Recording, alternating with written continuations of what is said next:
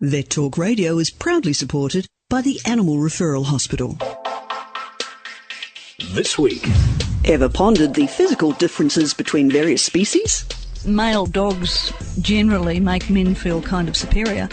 Male sheep, on the other hand, have most male humans disappearing into a little cloud of sog. If you'll pardon the phrase, sheep and cattle are extremely well hung. A very interesting anatomy lesson 101. It's not for the faint-hearted. And what's the secret to a pet-friendly garden? Well, fennel is an absolutely wonderful plant. You can't have too much fennel in the garden. It has quite strong repellent properties, so it's very good at keeping fleas and little biting insects away. Ooh. And can new family pets get along, or will it be paw wars? Because they're exceptionally good at reading body language, and they will often get the message by the body language before it becomes physical. The do's and don'ts of introducing another pet into your home. Plus, a near-fatal encounter has a happy ending. I think it was a nosy penguin, yeah. Looking for some action. Yeah. In the wrong place at the wrong time. A brief look at one of the many successful wildlife cases exotic vets see on a daily basis. G'day, I'm Brian Pickering. And I'm Kay Brown. All those stories and more right here on VETtalk, with our latest podcast available every Saturday on vettalkradio.com.au. And we're also available free in the iTunes store, which is going really well, by the way. Excellent. Yeah. What number are we up to now? Well, I don't know. Lots. But we are there in the kids and family section in particular. But if you just go to iTunes and search for VETtalk Radio, you'll actually find us there. Great family fun, definitely. Okay, hands up everyone who studied anatomy in school. Ooh, I did. Vets and nurses accepted, of course.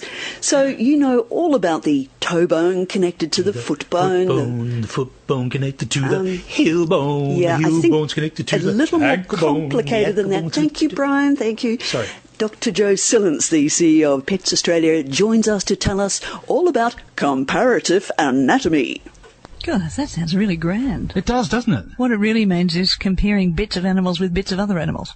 Which bits, though? Any bits you choose. Okay, let's start with Muscle size. the feet. If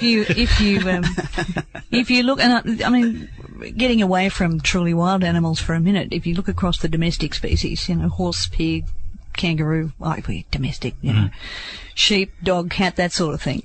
There are a lot of bits inside them that are pretty much constant from animal to animal. So, for example, across the mammalian species, a heart's basically a heart. And a sheep heart looks exactly like a cow heart, and you can actually trace the veins and the arteries attached are in the right places, and, you know, it's pick up a heart, and it's sometimes hard to tell from which species it's come. Are they interchangeable? I don't think anybody's tried, because actually at the cellular level they're quite different, but at the gross domestic level, you know, the visual physical, level, they're almost the same. And if you plant a pig heart into a sheep, that you'll get rejection because the immune status of those hearts is different, but they look pretty much the same. Well. And, you know, again, similar for brains. Across the mammalian species, a brain is a brain is a brain. They look pretty structured, pretty much the same. Pick them up, shake them around exactly the same, that kind of stuff. You vets have all the fun. Oh, yeah. And mammals' brains, while they're pretty constant across, let's face it, bird brains are in a totally different category. Yeah, married one of those. Chickens, for example. Not me, that was the one before. She adds quickly. Chickens, for example, have actually a little bit of their brain further down their spinal cord. You're kidding? Well, a lot of, and particularly those of us who are a little bit older, remember the backyard chook that Granny used to cut the head off, and the damn chook would run around the backyard. Yeah. That's because part of its motor operation is actually below the level of the neck. I didn't realise that. I was fascinated with that as a kid. My uncle used to do that. The chook is actually dead. The brain is dead. But because of that bit of motor activity that's further down the neck, the wings will flap and the legs will run, and it absolutely horrifies people.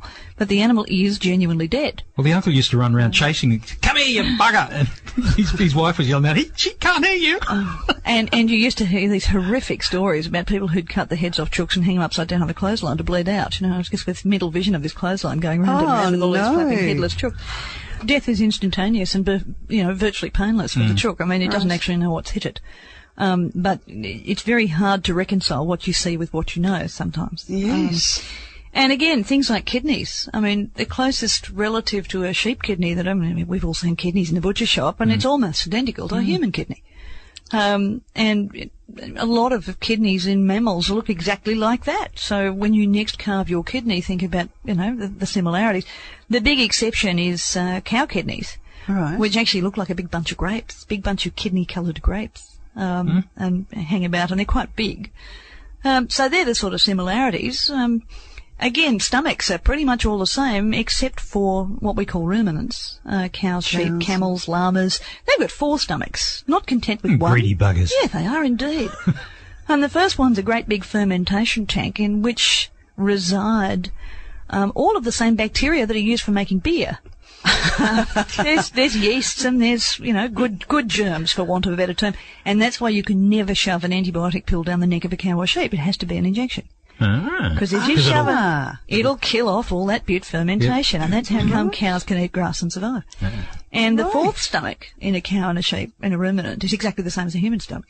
It's got acid in it, and it's got the little folds, and if you were to take the 4th stomach out and compare it with a human stomach, they're actually pretty close to being the same.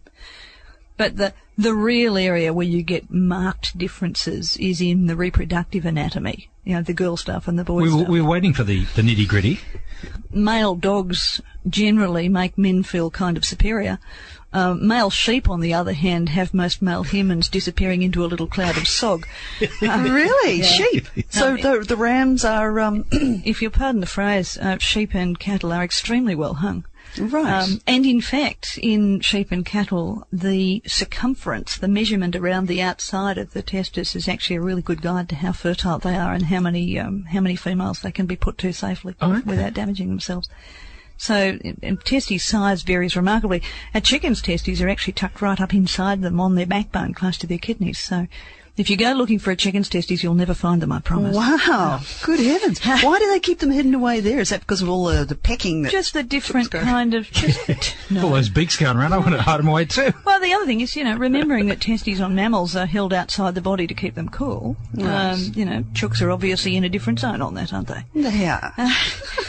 But male anatomy in particular, horses, for example, have a penis that is structured the same as humans. It operates on blood pressure and, again, a lot of men get quite upset looking at horses because they're really very big, and the reason for it is that you are basically transporting sperm to the point of the cervix, and the cervix on a mare is quite well in. But whereas horses operate by blood pressure, cattle and sheep don't use a lot of blood pressure. They actually have a sort of a stiff outer coating and this S shape that's held up inside their body so that when they're extending their penis, the S straightens out into a straight line. Good heavens. Rather than, growing bigger through blood pressure. You're listening to Dr. Joe Sillance, who's a very qualified vet, to talk about these matters, and we're basically doing Vet Science 101 here, aren't we? In fact, School of the Air. You do learn all this sort of stuff in first year. Yeah. Pigs are quite interesting. They've got the same S shape as cattle and sheep, only they've got a corkscrew on the end of theirs. I thought that was their tail. No. They've got one there too. Kate's not very good on anatomy. But again, this is all designed to get the sperm to the point where it will fertilise the ova. And you've got a different shaped cervix in the sow, and the boar actually needs that spiral to be able to go in and properly fertilise the eggs. I wish people could see the hand movements here sort of describing, because we're radio, not television, but sort of, S shapes and curves. We'll put some photos on the internet, don't worry. It's sort of like a Hawaiian dance, really, sort of. Well, here's a question for you. Why should you never tip a bucket of water on 2 dogs that you find tied together in your front yard? Yeesh, I'm afraid to ask. Because you can actually break a bone. Dogs are one of very few species that actually have a bone in their penis, and it's a U-shaped bone lengthways, and the urethra, the tube that carries the urine, actually sits inside that bone. And so when the dogs are tied together, and they tie backwards, as many people will know. If you separate them suddenly, you can actually snap that bone, and in doing so, create a urinary nightmare that requires some fairly delicate surgery. So, and a not terribly happy dog, I imagine. He's probably saying words like bother and tut. Yeah. Yes. Just to wrap up comparative anatomy, ear size. the sizes in ears I mean, I would have thought all animals need the same requirements in the wild to be able to hear, prey, etc., or any danger. Not at all. No? No. You'll find that evolution has basically given an animal what it needs, and some animals rely more on sight. Right. So they're sighted. A classic example is zebra, which is a herd animal. So let's face it, the noise is pretty constant. Just imagine a permanent schoolyard scene. But they rely very, very strongly on sight and peripheral vision. Mm-hmm. So, they're quite flighty. They'll pick up something in their peripheral vision and they'll react first and ask questions later. And then you look at some of the nocturnal animals where sight is obviously not so important. Bats and things. And some of the little possum-type creatures, those sorts of things. And sight's obviously not important, or not as important, or is adapted for nighttime. So owls with huge eyes, or they will rely on their ears instead. And some people will have seen those little possum-type creatures with the really big ears. So hearing quality actually varies a lot between species. And even across, the dog world in particular, you can detect differences in the ability to hear. Let's face it, there's nothing like having a large flap of furry, hairy ear over your ear canal to reduce your ability to hear fine noises. Eh? Yes, but it's funny how sort of, the toaster popping up or a can of fish being opened or something like that. No, a marshmallow at 500 paces. Absolutely. Well, there we go, comparative anatomy. I know who our next dinner guest is going to be. Dr. Joe Sillins. Oh no, I'm terrible at carving. I dissect the joint. I was going to get you to serve. No. Joe, thank you so much for coming in. Well, I don't know where we were going with that particular story, but it was very interesting, particularly in the middle there. Oh, yeah, well, we went right round the bodies, that's for sure. Well, if you didn't guess it by now, that was the very illuminating Dr. Joe Sillins, who's the CEO of Pets Australia, and hopefully even our vets and vet nurses learnt something from that story, or at least remembered something from, what did she say, year one? I think so. I think the way that Joe tells it, though, is a lot more exciting than perhaps the lectures. You're listening to Vet Talk, heard every week through vettalkradio.com.au, or you can check us out in the iTunes store, absolutely free.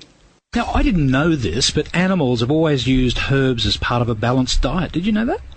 I had a sneaking suspicion about that. Yeah, well, it's just a suspicion. I also know that today it's difficult for pets in urban environments, like suburbs. Concrete jungles. That's the one.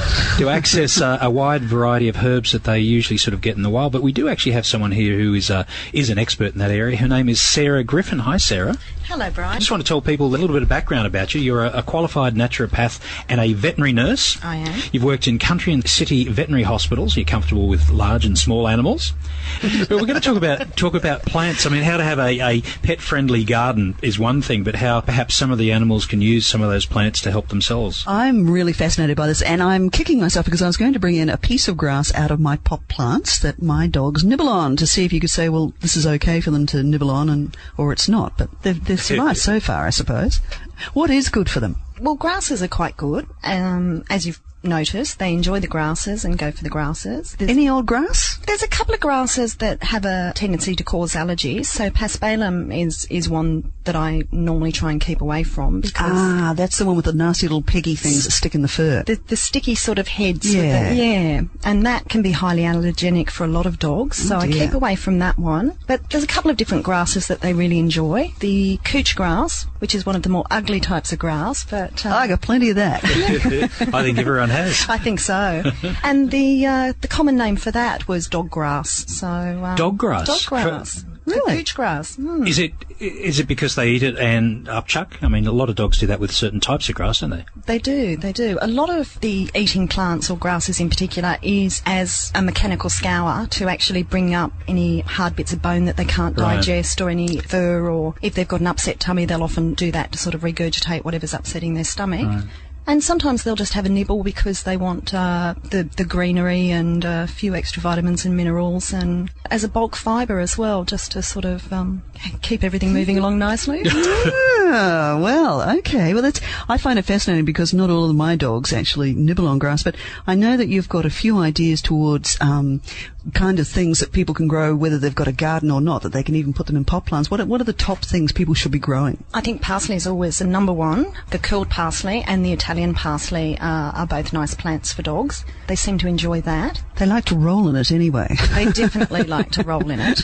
And a lot of that is part of it. It isn't just eating. A lot of it is bruising or crushing the leaves to get the aroma. Exactly. A lot of the plants have volatile oils and very strong smells. So by rolling on it or crushing it, it releases those smells, and they seem to often enjoy that as well. And the same with cats, because they sort of roll over on cat mints and things too. Very don't they? much so. Very much so. Ah. Cat mint is a really interesting plant. Not all cats are attracted to it. It seems to be a genetic component, and if cats have this particular gene, then they're very much attracted to catnip or cat mint, and it seems to sort of do wild things for them. I know why. I'd read that only certain cats like it, and the rest of them it's like, well, so what? So it's not sort of a particular breed or a particular colour of cat that is attracted? If it is, I'm unaware of that. From my understanding, it's a particular gene. Okay, well, one of our listeners might know about that. But even something that we consider a weed, like a dandelion, is that okay for them? Dandelion is wonderful for them. It's a wonderful little herb, dandelion. So I like dandelion tea. Yes, that's quite it's quite refreshing. Nice bitter taste, isn't it? Yeah. And that's from the root, the dandelion root, which is often used for liver conditions, and whereas the leaf is again more skin and vitamins and minerals. It's very high in potassium and vitamin A, I think it is. Okay. And it's a wonderful herb, and they definitely like nibbling on the leaves there. And well, my concern is being not a gardener that I'd pick the wrong plant and not identify it correctly. That's my biggest concern.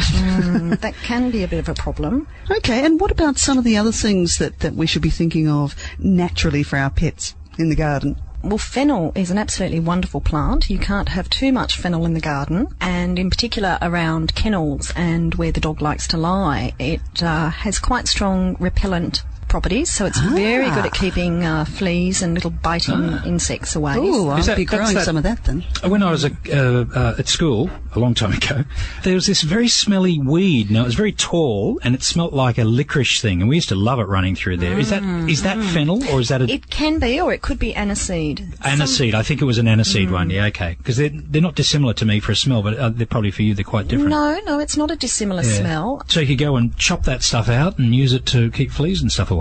You could certainly try it, yes. Adding it to bedding and kennels and things like that definitely as a repellent. Probably keep the dog away as well. Well, I bought some fennel at the markets, and the lady automatically chopped off the nice leafy green bits, and I actually grabbed some back again because I thought that smelled nice, actually. It does. So you could probably dry that and use it. Well, it's better fresh. What's a nice thing to do is to pick handfuls of that and rub it very briskly between your hands, and then let that go and just wipe your hands over the dog afterwards, and a bit of a residual effect there to help repel some of the fleas. Oh, I like that idea. Now, is something like a weed and feed, is that actually dangerous for our animals? It is. I'm not a great fan of chemical fertilisers and insecticides. Animals do tend to be a lot closer to the ground and a lot more susceptible to these. On a size relationship to us, they're That's much true. smaller, so they do pick up an awful lot of environmental toxins and chemical exposure, and it can cause a real problem. Do you have any pet hates of the things that we're doing in the gardens that are potentially dangerous for our animals? Blood and bone is a tricky one. All cats and dogs are very attracted to blood and bone. It's one of those wonderful things that you try and eat as many mouthfuls as you can and then roll furiously over what's remaining. I see. Right. And where it's come from is always questionable, so I just think it's one of those things that it's better to keep away from them. It is a byproduct of the animal industry, and we were actually talking off air that some of the products, I guess, are imported from overseas, and I guess we have to think about the mad cow disease over there and things. Well, you do have to wonder about how it's processed and where it comes from. I mean, it really is all summed up in the name. So, If you had your perfect pet-friendly garden, what would it contain? No more than, say, four or five items. Okay. I would not pull the dandelions out from between the lawn. Oh, okay. Dandelion's a wonderful herb. I think the parsley is wonderful to have there for them to graze on. Funnily enough, they also like dill when they have upset tummies. They quite like chewing the leaves and releasing the volatile oils on the dill plant. And so I think if they've got a bit of bloating or flatulence or upset tummies, the dill is wonderful for that. I'll get some for Cosmo. I thought you were going to say get some for Brian. I was being polite. I think calendula, you can never have too much calendula in the garden. Right.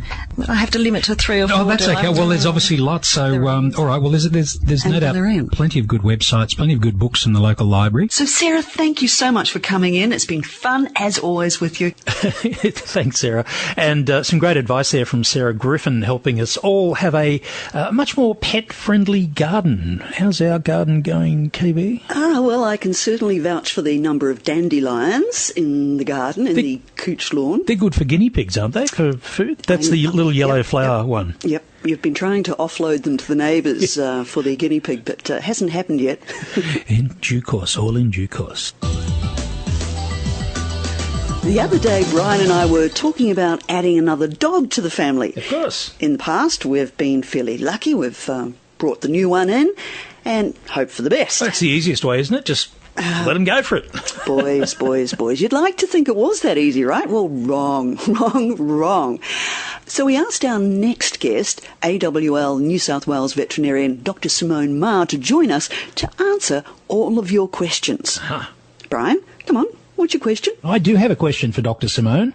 How are you? I'm really well, thanks, Brian. That's the funny man. That's the first question. The second question is more important, about our pets. It was quite easy to sort of introduce our dogs together because, just the way they are, the kind of dogs they were. But a lot of people have trouble introducing another pet into a family. What are the problems and how do you solve them? There's a myriad of problems that people have with this, Brian, and it is something that can be a little bit difficult, and there are lots of different variables that you need to take into consideration. And I would say the first thing is, what is your motivation for getting another pet?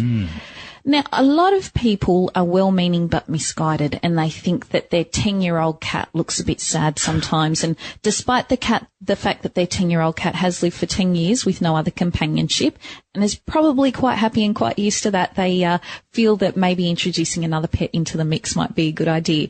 So maybe have a think about your motivation, and perhaps maybe it's not always the right thing to do. Right. Well, cats are a bit pernickety like that, aren't they? I mean, they really do like their own space. They can be, but certainly dogs can be as well. Yeah. I think, again, if a dog has lived for a considerable time and identifies the entire house as his or her own and the humans as his or her own, then again you can expect some problems.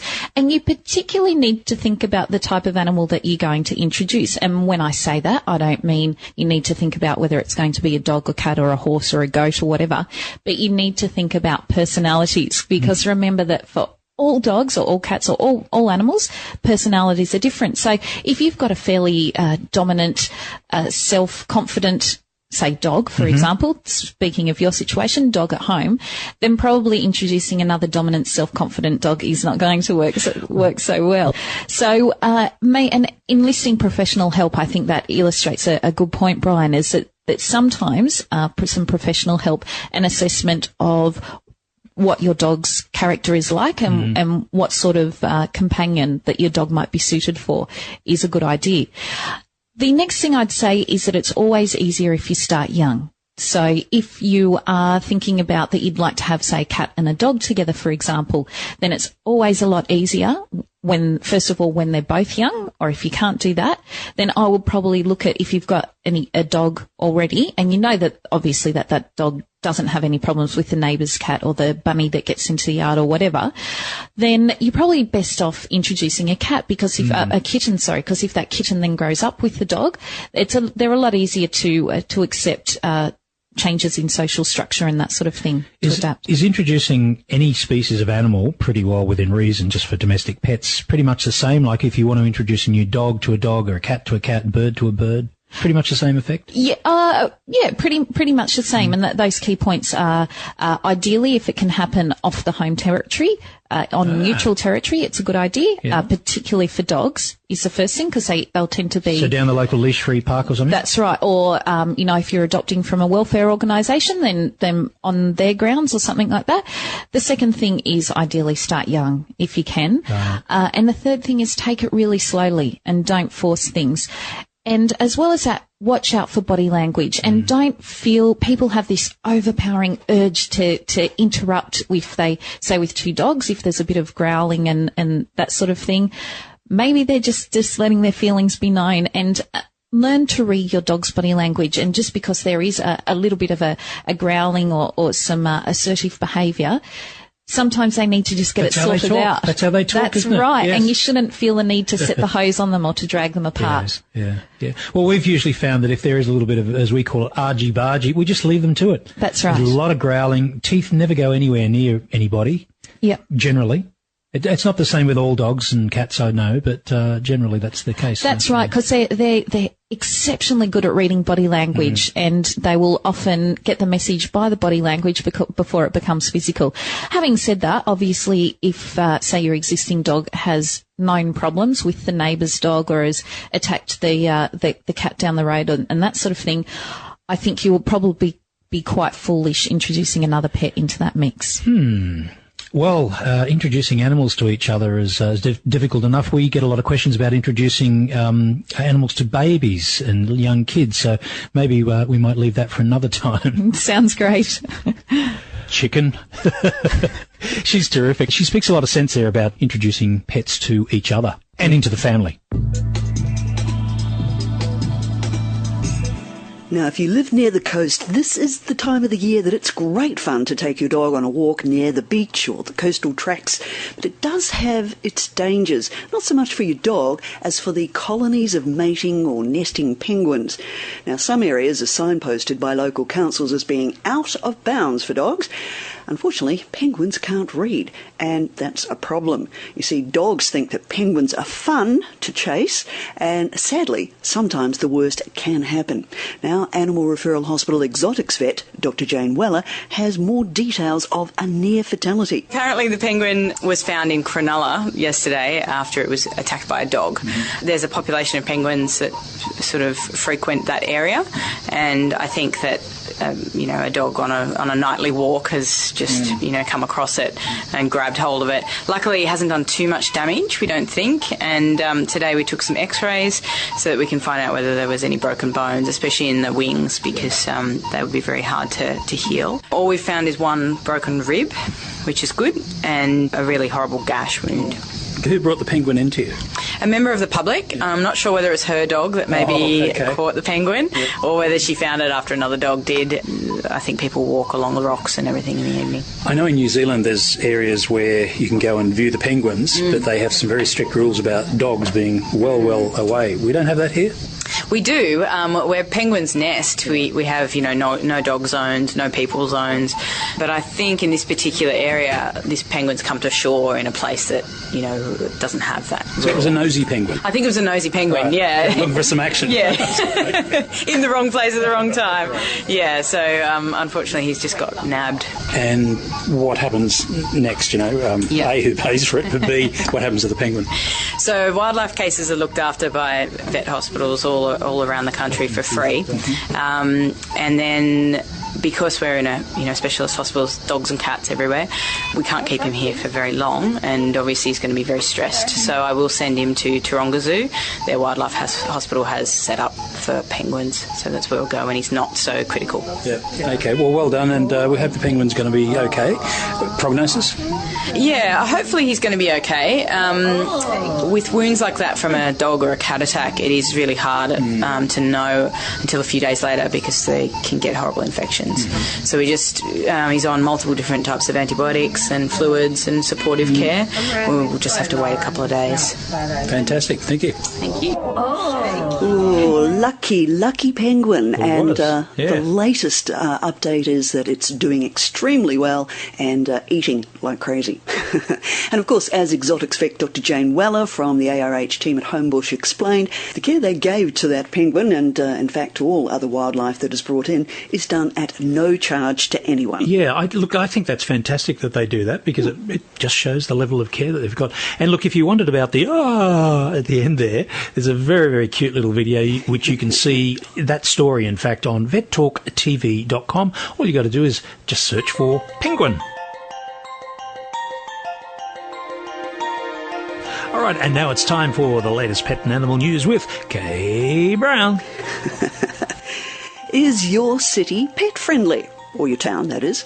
There's going to be research out next week, and it's likely to put the cat amongst the pigeons when it will be revealed which Australian cities are the most pet-friendly and which are the least pet-friendly. Now, here's a hint. I'm hearing that Brisbane doesn't do too well, with some regional centres in that state equally unhappy. But I mean, they've got so many.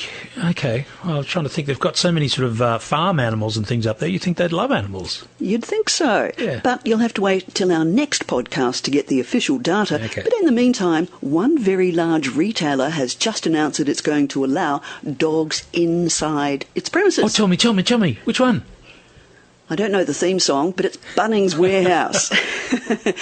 They're very forward-thinking. The Bunnings Operations Director, Michael Schneider, says as long as pets are under appropriate control, they're not aggressive and they don't compromise the safety of any customers or staff, then they're welcome. Well, they don't have any food products in there except in the canteen, and I guess that's a no-go zone, but the rest of it... Well, there's hot dogs outside. There's always a barbecue outside Bunnings. It's going to be very interesting. The male dogs, leg lifters, we shall see. Yes, but I like the idea. I'd love to take little Chica in there. I'm sure she'd love to have a good sniff.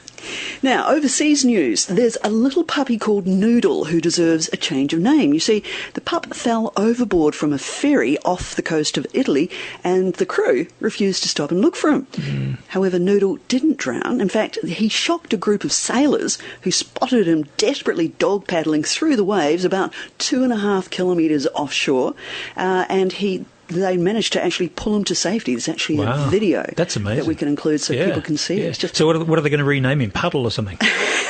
Or Paddle? Paddle, I think so, yes. So Noodle, or now Paddle, had been in the water about half an hour, icy cold water. He's very lucky to be alive. And now there are some ferry workers who are in very hot water. Yeah. Now, there's been huge interest in the fashions on the field in Victoria in recent days. No, I'm not talking about that horse race. I'm talking about Australia's biggest one-day dog show held at Sunbury. I told you that would be giving you an update on that. In fact, this event has been an annual tradition for the past 20 years, and this year attracted more than 2,000 dogs. Wow. Purebred dogs. That's quite amazing for a local show, basically. And they came from all over the country. Yeah, excellent. The most popular competition? The fashion show, of course. Now, that pitted dogs in frocks and their equally colourful owners, and it was taken out by a pair of British bulldogs dressed as Elvis and Marilyn Monroe. Oh, right. We actually do a number of emceeing jobs for local councils and you love through the year. Fancy dress? Yeah, sometimes. I would have liked to have been at that one, though. We might see if we can get down there next year. I'd like to see that bulldog doing an Elvis impersonation and Marilyn Monroe as well. And lastly, a Kelpie called Maggie of Woolsthorpe could well be the oldest pooch not only in Australia but in the world. Western District's owner Brian McLaren remembers that his youngest son Liam was 4 years old when they bought Kelpie, Maggie, as a young pup. Liam is now 34 years old. Wow. Quick calculation, how old is Maggie? 280 years old. A bit like that. 30 years old. Unfortunately, the owners have lost Maggie's ownership papers and with them any proof that she's actually broken the world record. Now, that's currently held by a cattle dog called Bluey, who died in 1939, aged 29 years. Apparently, Maggie is still hard at work. She's a working dog, of course, Kelpie. She guards the dairy where her owners work. They have dairy cows. And apparently when the workers go home, Maggie goes to sleep in a bed in the office. Oh, okay. And guards the place. Fantastic. I don't know Well how done. well. Yeah, I think at 30 years old she might be sleeping quite soundly. I know I am. Great story. It would be great if those papers could turn up and we could have another Guinness World Record. When you said how old is she, quick now, I was doing the 7, for every year, 7 years times, what did you say, 28, 30 years? 30. So like 200 years old Yep. in human years. Yep. Interesting. Yep. Okay, it must be a good diet. Could well be. We'll have to find out. I'll tell you next time. Thanks for that, KB. Well, that's all we have for this week for Vet Talk. If you've got any stories you'd like us to do, please just get in touch with us via the vettalkradio.com.au website. Until then, I'm Kay Brown. I'm Brian Pickering. Bye. Enjoy. Bye.